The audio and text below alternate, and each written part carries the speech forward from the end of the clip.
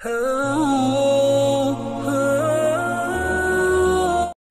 गरीब औरत है, सुभान अल्लाह कहिए। एक गरीब औरत मगर नमाज पढ़ रही है। आहा, क्या कर रही है? नमाज। नमाज और नमाज भी अजब चीज है हाजी साहब, अजब चीज। एक गरीब आदमी है, देहात का रहने वाला, गांव का, 6 कट्ठा जमीन है, 5 बेटा है। बेटों को बैठाया, काम चाहते हैं कि 5 ठो घर बना दे, 5 बेटे का एक एक, हम उसके बरामदे में रह जाएंगे। लड़कों ने कहा ठीक। 5 कट्ठा में 5 घर बन गया। एक घर किबला की तरफ, 1 कट्ठा जमीन रह गई। बाप ने कहा बेटा हम भी चाहते हैं कि उस 1 कट्ठा पर भी एक घर बना दे। बोला अब घर की क्या जरूरत है? कहा बेटा हम सब लोग मिलकर उसमें नमाज अदा करेंगे और जो देखेगा उसे अल्लाह का घर कहेगा। सुभान अल्लाह बोलिए, सुभान अल्लाह बोलिए। घर बन गया, लिप पुत के तैयार। और जिस घर में नमाज पढ़ी जा रही है, जब बच्चे उसकी लिपाई पुताई समझ रहे हैं ना, करने गए, बाप ने कहा खबरदार, ये हमारा घर नहीं है कि अपनी मिट्टी से इसको लिप देंगे, ये अल्लाह का घर है, ये ऐरे गैरे मिट्टी से इसकी लिपाई पुताई नहीं होगी। बोला फिर? बोला जाओ कहीं से जन्नत की मिट्टी लेके आओ। अब सारे लड़के टेंशन में। बाप ने कहा जा, लिया तलाश करके। डांट सुनकर 4 लड़का झोला लेके चल दिया। 5वां जो सबसे छोटा था बुखार लग गया टेंशन में। टेंशन में बुखार लग गया। ये चारों मारा मारी करके घूम घाम के आ रहे हैं खाली झोला लेकर। घुटना फोड़ लिया, पांव फोड़ लिया। अब्बा जख्मी हो गए मगर जन्नत की मिट्टी नहीं मिली। कहा फिर कोशिश करना। 4 बेटे एक बाप बात करते अंदर जा रहे हैं तो देखा जो सबसे छोटा वाला लड़का है, एक झोला कुछ लेकर आंगन में बैठा है। 5 ने कहा बाबू क्या है? तो बच्चे ने कलेजा ठोक कर कहा जन्नत की मिट्टी। बोला झुट्टा कहीं का, तू तो घर से बाहर नहीं निकला। कहा यही तो मेरी किस्मत थी कि मैं निकला नहीं। बोला क्यों? बोला मुझको बुखार लगा था, मैं कंबल ओढ़ के सोया था। मेरी माँ के पैरों में पायल, पायल समझ रहे हैं ना, पायल था जिसमें छोटे छोटे घुंघरू लगे। मेरी माँ झाड़ू देने के लिए उठी तो छन छन की आवाज आई तो मेरी आंख खुल गई।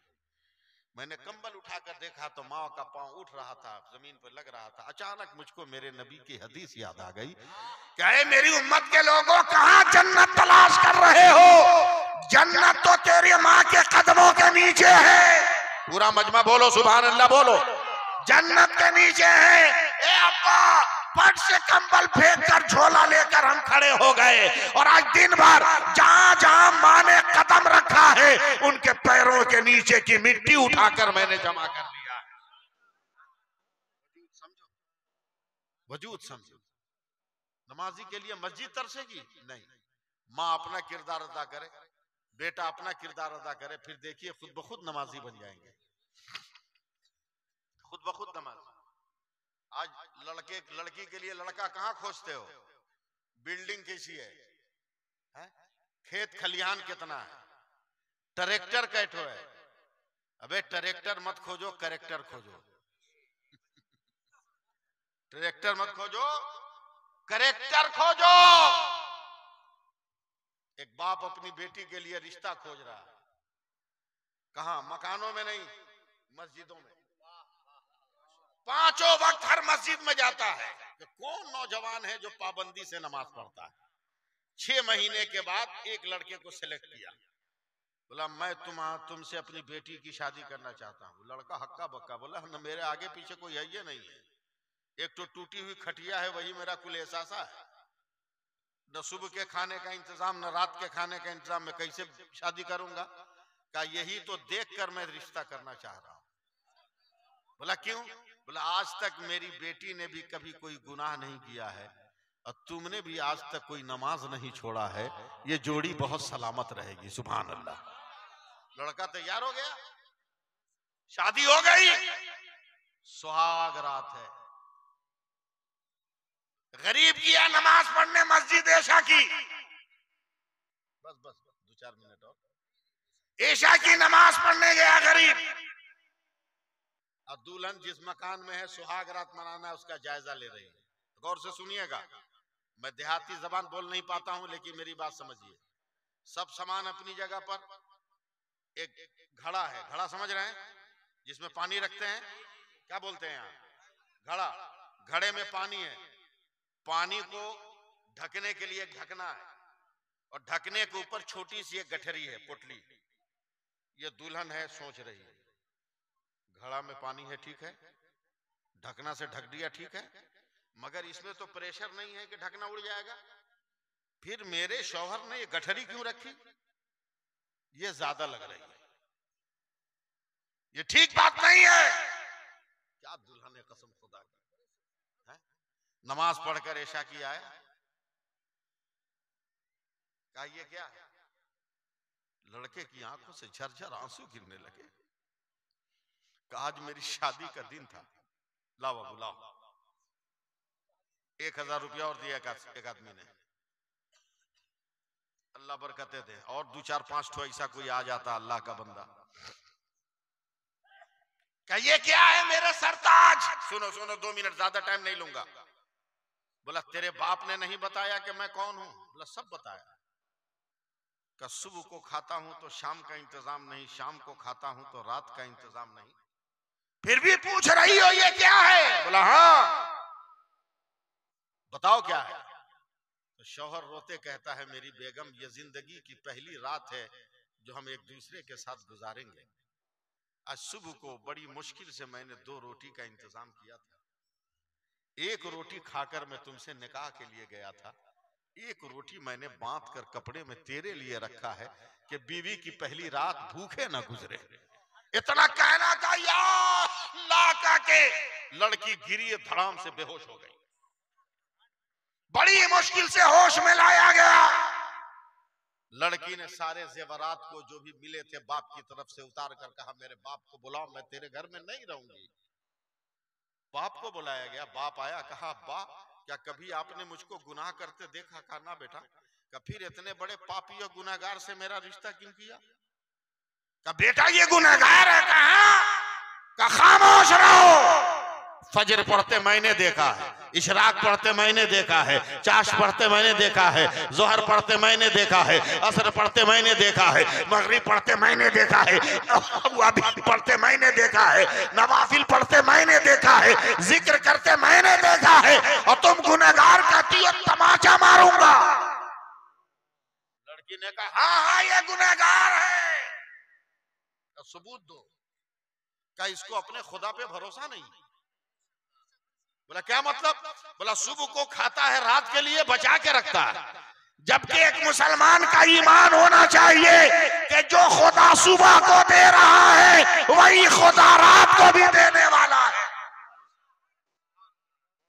लड़की की तरबियत ऐसी करो, अपने बच्चों की ऐसी तरबियत करो, फिर देखो जमाने में इनकलाब आता है कि नहीं आता। जमाना क्यों तुम्हारे पीछे हाथ धो के पड़ा है? क्यों? पैसा क्या हुआ?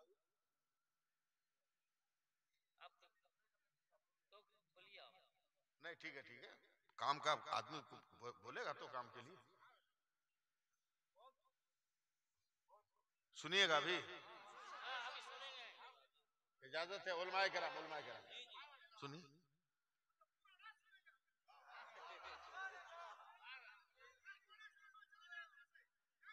नहीं घुटुर वो ऐसी बात नहीं है, वो अपना काम कर रहे थे, वो काम कर रहे थे, वो पूछ रहे थे चाय वगैरह ले आ दें, पान वगैरह ले आ दें, वो सब पूछ रहे थे और कोई बात नहीं, वो सब ये पूछ रहे थे, टेंशन में आना नहीं है। अब पूरी रात बोली जब तक एक चचा उठ गए, सुबह होते होते न जाने कितने चचा उठ जाएंगे। तो इतनी लंबी चौड़ी गुफ्तगू तो नहीं करूंगा, बस ध्यान दीजिए, ध्यान। ये बताओ कभी भात खाया है?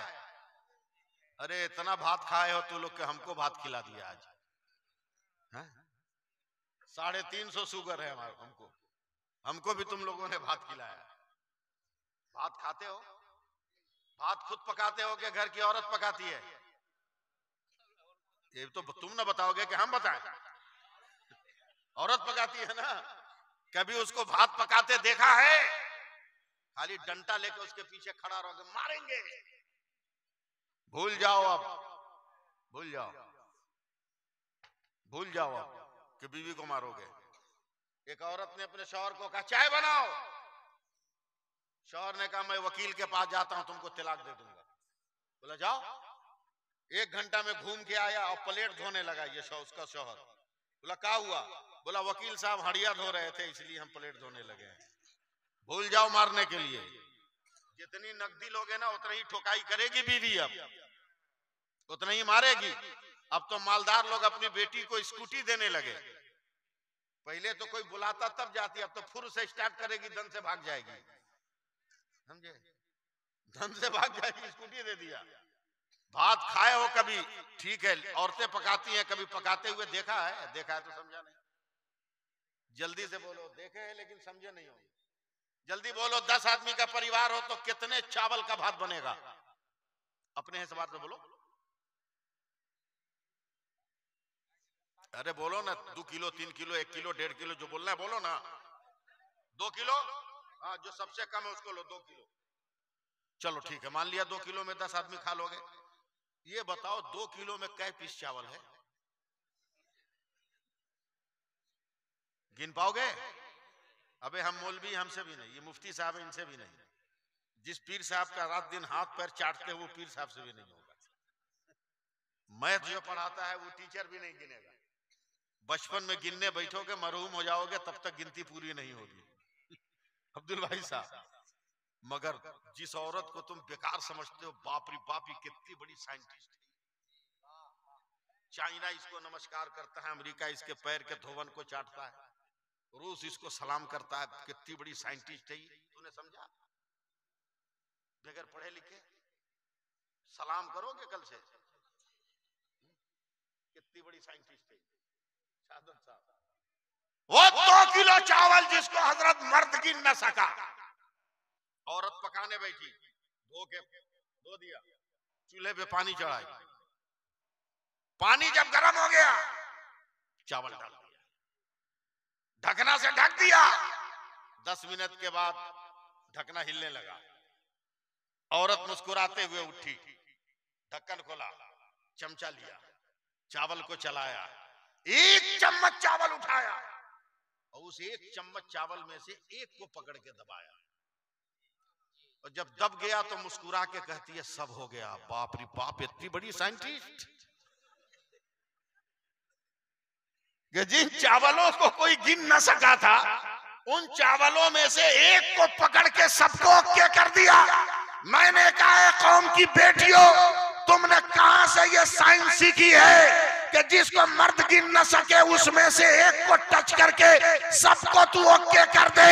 तो औरतें कहती हैं मौलाना ये मेरा कमाल नहीं है, अल्लाह ने चावल को ये सिफत दिया है, 1 ठीक हो गया होगा तो सब ठीक हो गया होगा, 1 पक गया होगा तो सब पक गया होगा। यही तो मेरे नबी कहते हैं, नमाजें पढ़ो, नमाजें पढ़ो, नमाजें पढ़ो, नमाजें पढ़ो। जब तक सुभान अल्लाह नहीं कहिएगा अगला जुमला आएगा नहीं। नमाजें पढ़ो, नमाजें पढ़ो, नमाजें पढ़ो, इसलिए कि कयामत के दिन सबसे पहले नमाज को चेक किया जाएगा।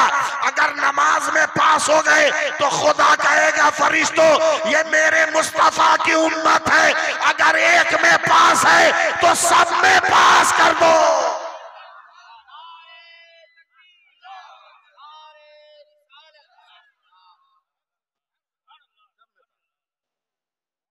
क्या समझा नमाज को?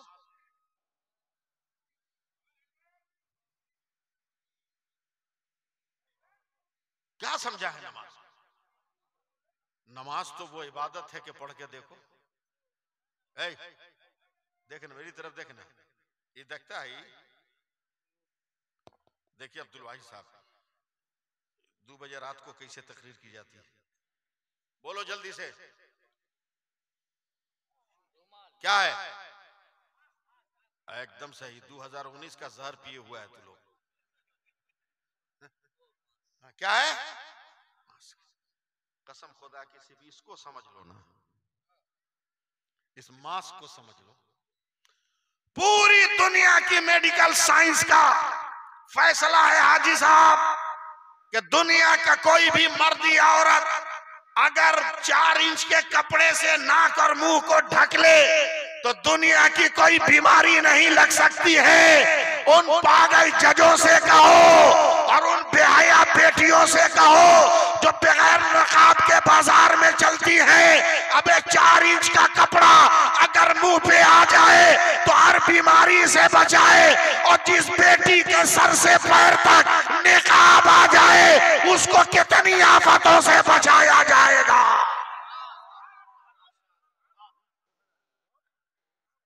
कितनी आफतों से बचाया जाएगा। एकदम कोरोना जब नया नया था, समझे, नया नया मेहमान था, एकदम हाई पिकअप पे था, मस्जिद में नमाजी अलाउड नहीं थे, मैं था, मुअज्जिन था, 2 आदमी कहीं से आ गए तो मैंने अंदर दाखिल कर लिया। मगरिब के वक्त हमारे यहाँ लोग आते हैं हिंदू मुस्लिम पानी दम कराने मस्जिद के गेट पे। अब जो बाहर का आदमी था वो निकल रहा था, एक मारवाड़ी औरत ने पानी की बोतल बढ़ा दी, हाई पिकअप पे कोरोना, और ये मास्क नहीं लगाया। दौड़ के हम गए, पीछे से कॉलर पकड़ के खींचा, खबरदार दम मत करना, कोरोना एकदम हाई पिकअप पर है, तुमने दम किया बोतल में कुछ हो गया तो पूरा मजहब बदनाम हो जाएगा, मस्जिद बदनाम होगी। क्या मारवाड़ी औरत ने करारा जवाब दिया हमको, कहा मौलाना चुप रहिए, और किसी का घर होगा जिससे निकलने वाला बीमारी बांटता होगा, ये तो अल्लाह का घर है, इससे निकलने वाला शिफा बांटता है। समझ जाते हैं मस्जिद किसको कहते हैं?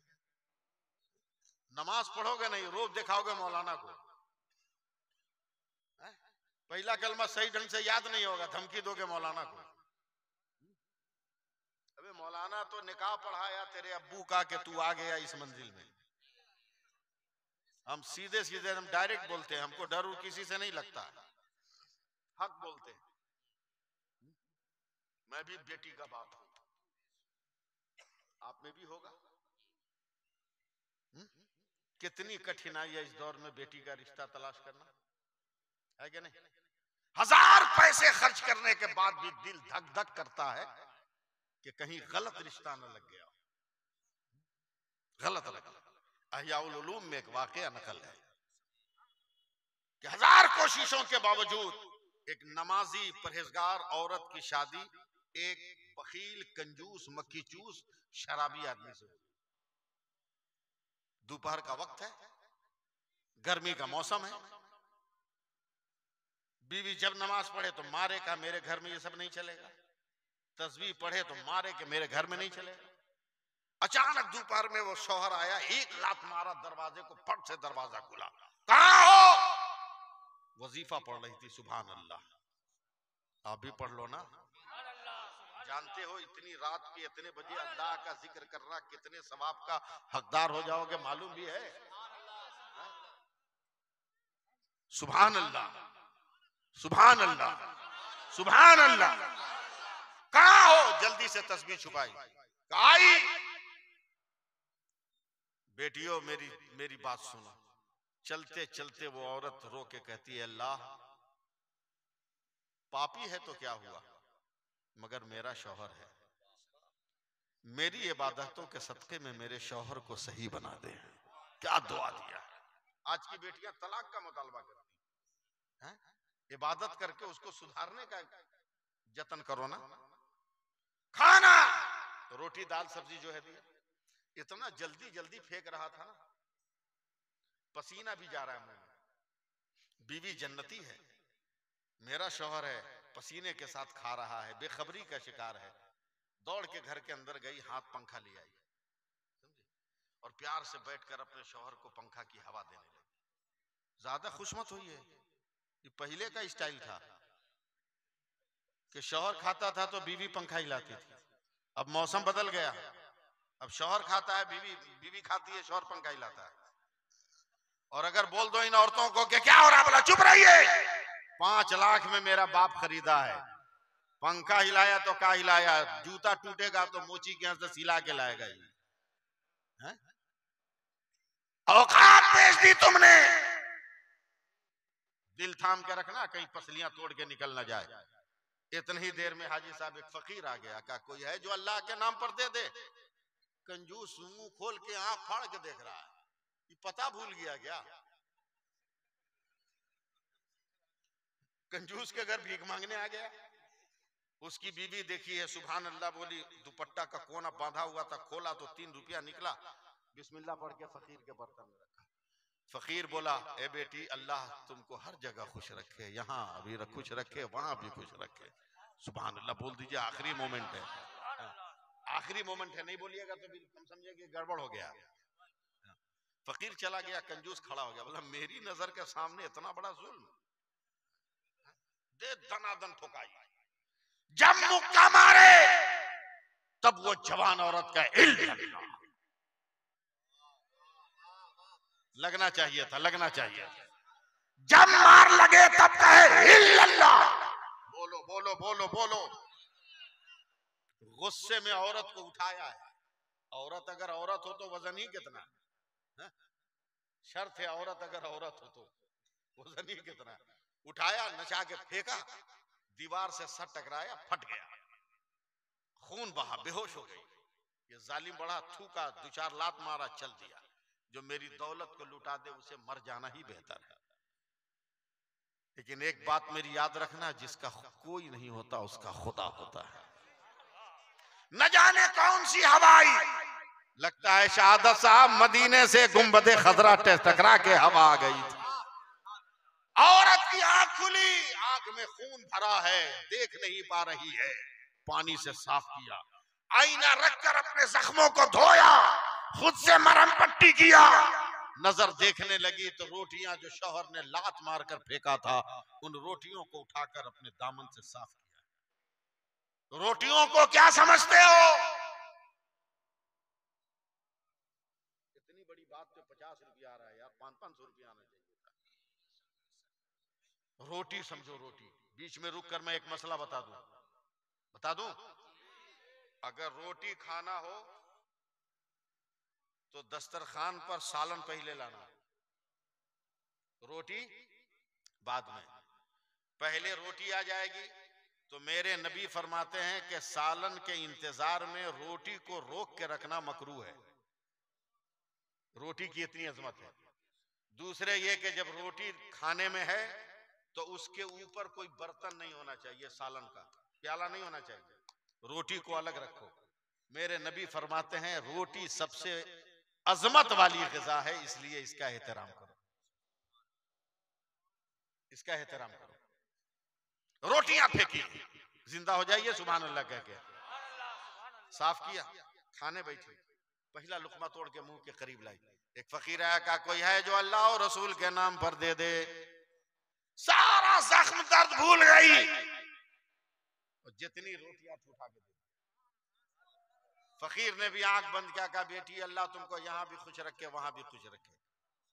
साहब हयाउल उलूम लिखते हैं कि वो फकीर मस्त फकीर था, रोटी को झोलों में छुपा के नहीं, हाथ में रखा है, वजीफा पढ़ता जा रहा है, इल्लल्लाह इल्लल्लाह इल्लल्लाह इल्लल्लाह इल्लल्लाह इल्लल्लाह पढ़ता जा रहा है। इधर से फकीर जा रहा है, उधर से वो कंजूस आ रहा है। आंख मल के देखा, बोला ओ फकीर मेरे मोहल्ले में गांव में खैरात। बोला बेवकूफ कहीं का, गांव की बात करता है, हम तेरे घर से लेके आए। बोला किसने दिया? बोला तेरी जन्नती बीवी ने दिया। दौड़ा दौड़ा घर पहुंचा, कहा तुमने खैरात किया? बोला हाँ।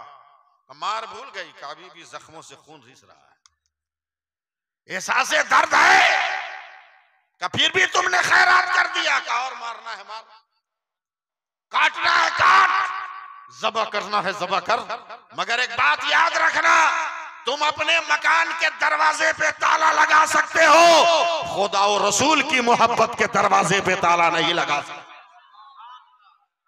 बोला रुको, मैं तुमको ऐसी सजा दूंगा कि दुनिया मदद ना करे।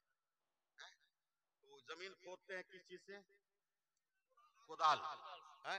कुदाल लिया, 2 आदमी के डूबने के बराबर गड्ढा खोदा, चौड़ाई भी रखा, पूरे खानदान की लकड़ी जलाई, आग लग गई। एक चिड़िया जा रही थी, गर्मी से जल के गिर गई, आगे बढ़ा, बीवी को गोद उठाया और जलते हुए तंदूर में डालकर ऊपर से पत्थर रख दिया। जो मेरी दौलत को लुटा दे मर जाए तो बेहतर। दिन गया, रात गई, फिर दिन गया, फिर रात गई, फिर दिन आया। तकरीबन 72-80 घंटे के बाद वो जालिम पलटा, और पलटने के बाद उसी आग पे नजर पड़ी जो पत्थर से ढकी है। अब तो बीवी की हड्डियां भी सलामत न होंगी। कमर में गमछा बांधा, पूरी ताकत लगाकर पत्थर उठाया तो मुंह से चीख निकल गई। ये क्या देख रहा है कि आग बुझी नहीं है और तेज हो गई है, मगर जिस औरत को जल के मर जाना चाहिए वो मरी नहीं है। आग ही पर सर को सजदा में डालकर सुभान रब्बियल आला, सुभान रब्बियल आला, सुभान रब्बियल आला पढ़ रही है। तो जालिम शौहर कहता है, ए बेगम ये क्या है? तो औरत ने सर उठाकर कहा, होश में आ जा, ये तो खलीलुल्लाह की सुन्नत है। तो दुनिया की आग से बची हो, अगर रसूलुल्लाह की सुन्नत हो जाए तो जहन्नम की आग से बच जाओ। इसलिए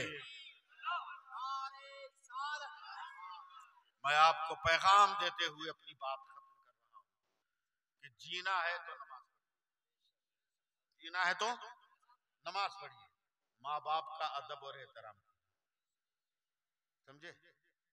माँ बाप का अदब और एहतराम कीजिए। पीर साहब सहीउल अकीदा हैं तो उनका अदब और एहतराम कीजिए, इक्तिसाब फैज कीजिए, हाथ पांव चूमिए, मगर माँ का दिल दुखाकर, बाप का दिल दुखाकर नहीं। पहले माँ बाप को राजी कीजिए, कोई भी मुस्तहब काम कीजिए। भागिए मत, मैं तकरीर अब नहीं कर रहा हूं, मैं बात खत्म कर रहा हूं, मगर सारी तकरीर का निचोड़ अपील की सूरत में दे रहा हूं, समझे? मस्जिद बन रही है जी जान से, तो अब ये काम में हाथ लगाइए। अब तो मैं आपसे चंदा मांग नहीं सकता, रात के 2 बजे चंदा मांगूंगा मुझसे बड़ा बेवकूफ कोई होगा? किसी के पास पैसा भी नहीं होगा, इसलिए कि मुफ्ती मौलाना अलीमुद्दीन रजवी साहब ने तो सब निकलवा लिया होगा, कुछ छोड़ा नहीं होगा। बंगला बोलते हैं, मांगने का भी उनको सही ढंग मालूम है, हम तो जानते भी नहीं है, लेकिन पता नहीं किसी के पास है कि नहीं, मैं बोल नहीं सकता। लेकिन 5 वक्त की नमाज होगी ना, है? तो 5 आदमी एक एक पानी 500-500 रुपया करके ले आए, फजर वाला, जोहर वाला, असर वाला, मगरिब वाला, ईशा वाला, तो कुछ बात बन सकती। हाँ ठीक है, जेब में जितना उतने दीजिए, अगर है तो हाँ आ जाइए। सुभान अल्लाह, अल्लाह सलामत रखे, अल्लाह सलामत रखे। हाजी साहब आपको भी अल्लाह सलामत रखे। 2 हुए, तीसरे भी आ गए, अल्लाह सलामत रखे, बेपनाह बरकतें देके अता फरमाए।